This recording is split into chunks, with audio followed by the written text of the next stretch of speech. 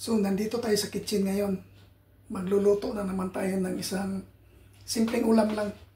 Chicken with vegetables. Kaya, manood lang kayo dyan. Yes, ito na.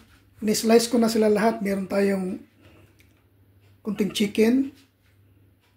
Meron tayo yung ginayat natin na ginger. Meron tayong onion. Meron tayong garlic. Meron tayong tomato. And this one is mushroom, string beans, and eggplant or aubergine. Kaya panoorin nyo kung ano ang mangyayari nito. Ayan, nag-preheat na tayo ng ating pan. Ngayon, lalagyan ko ng mantika.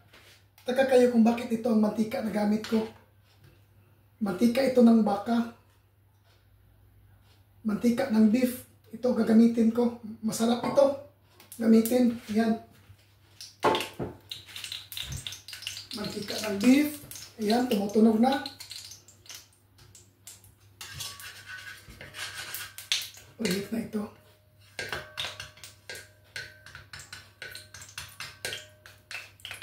Ayan. Parang ano siya? Parang butter. Ayan.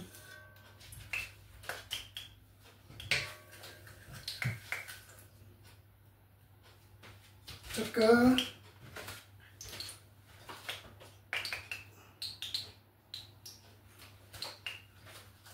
lagay na natin ang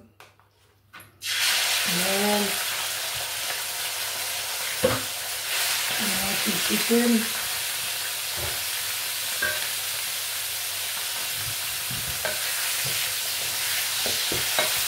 Halo-halo hanggang maluto. Hanggang siya makita mo siya na luto na.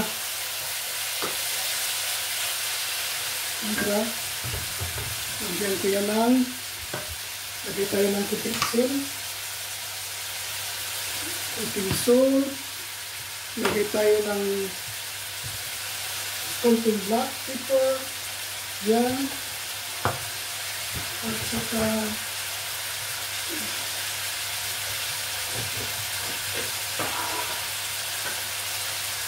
lagay tayo ng soy sauce. Tapos tuloy natin ang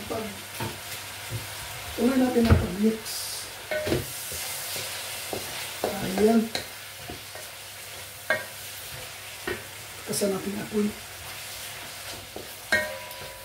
Diba? Ganyan siya hanggang maluto.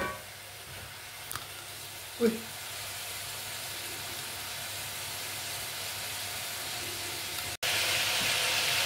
At yan, tuloy lang tayo.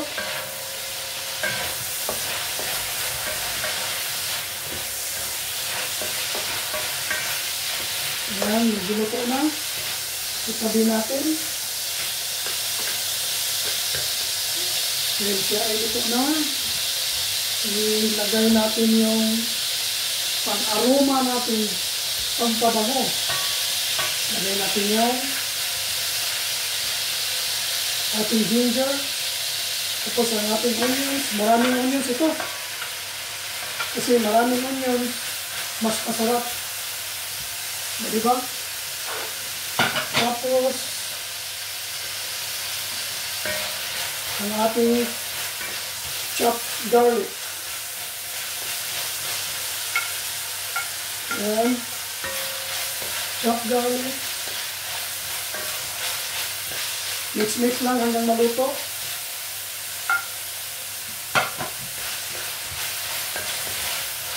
Tapos ang ating tomato. Diba?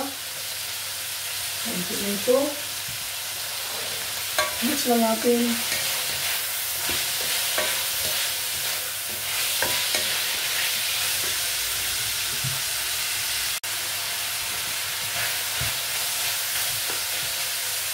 Ngayon, ilagay na natin ang ating veg. Tanggalin natin ang tubig kasi binabad ko sa tubig. straightforward ang ating veg.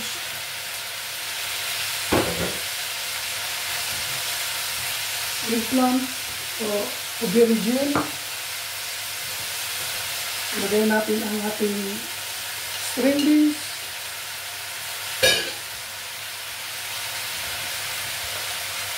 Lagay natin ang ating mushroom. Yan. Tapos, inaan ko ang hindi na siya. Takpan mo na natin sandali. Takpan sandali. Yan. Check natin ulit kung ano na nangyari dito. Mix natin.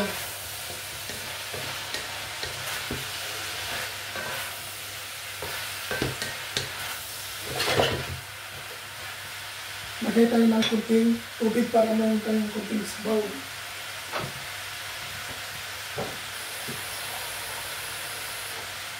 Yan.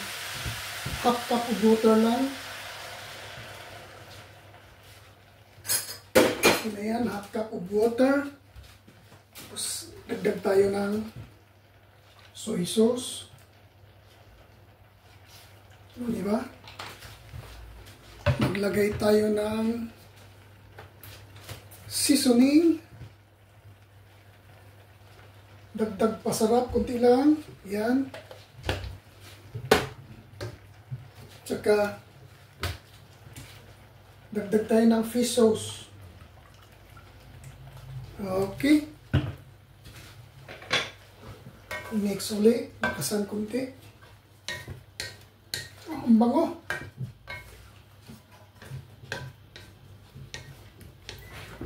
Kunting gulay lang ito. Yung mga masarap. Ito panghapunan para easy to digest bago kayo matulog. Mamaya, pagtulog nyo, parang na-digest na yung tinain nyo. Kaya veg, kunting manok. Para hindi mag-bloated yung tiyan natin na tulog tayo na busog. Takpan muna natin. Yan, check natin uli. Wow! Wow! Tingnan nyo. Ang bango. Diba?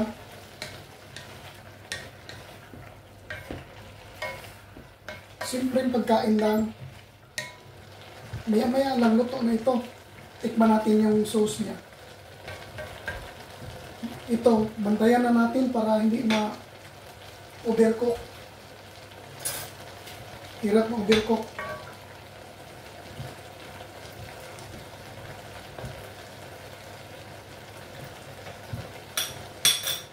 Okay. Need tayo ng salt. Kunting salt. Dagdag tayo ng black pepper. And then dagdag tayo ng fish sauce. And that's it. Ayan na. Mix natin hanggang maluto.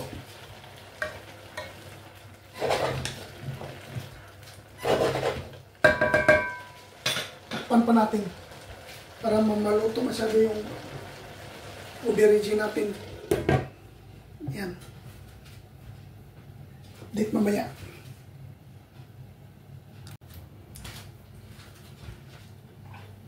Check naman natin uli. Ito. Check natin kung naluto na yung mga veg natin. Yung chicken natin, luto na yun.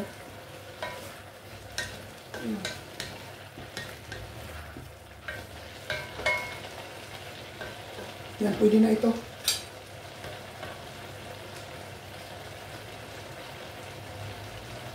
Okay. Sarap. So, ang gagawin natin ito, takpan natin uli. Tapos, i-off na natin. O, diba? Off na yan. Hindi pa masyado luto yung gulay. In-off na natin kasi yung plate. Electric kasi ang gamit namin yung plate. Init pa yon. Tsaka itong pan, init pa rin. Kaya, mamaya, check natin yan mamaya. Yan, ilipat ko ng plate dito. Itong plate na ito hindi nagamit, malamig.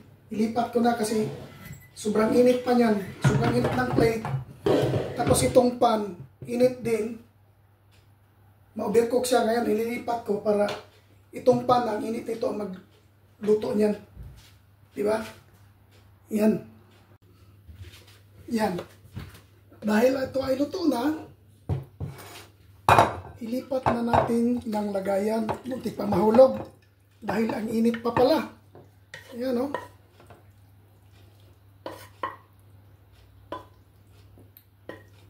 Yan. Wala akong bell pepper. Masarap sana ito kung may bell pepper. Kung ano lang kasi ang andyan. Yun lang. Ginagamit ko.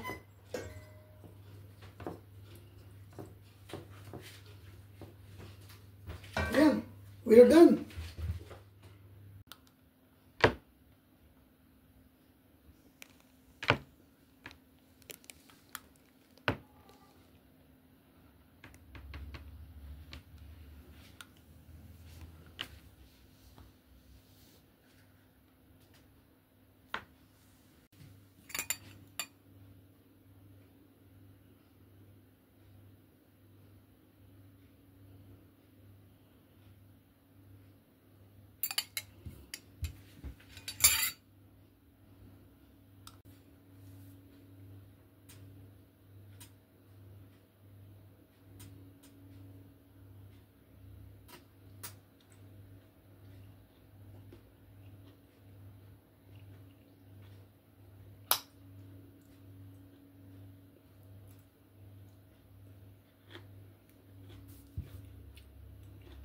Sarap.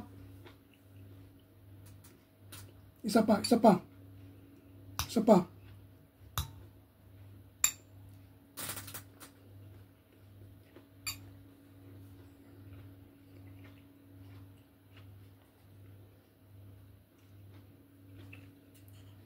Sobrang sarap. Kaya, kain muna ako. Diyan na muna kayo. Next time uli. Bye-bye.